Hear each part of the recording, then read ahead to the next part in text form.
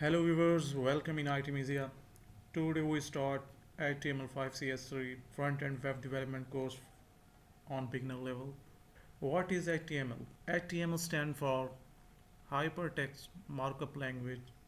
They are designed for the processing, definition and presentation of text. This language specifies code for formatting both the layout and style within a text file. It contains all the contents like heading, paragraph, image, audio, video, etc. HTML provides reference to ability of web pages to link to one another. What is CSS?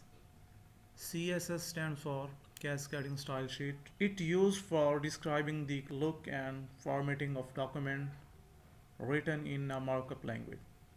It is also used to change the style web pages and user interface within HTML, like background color, animations, 3D transformation, text color. CSS also saves a lot of work. Text editor.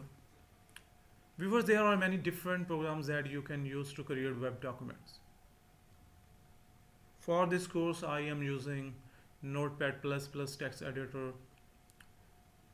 If you do not have Notepad++ text editor, you can use standard Microsoft Windows text editor.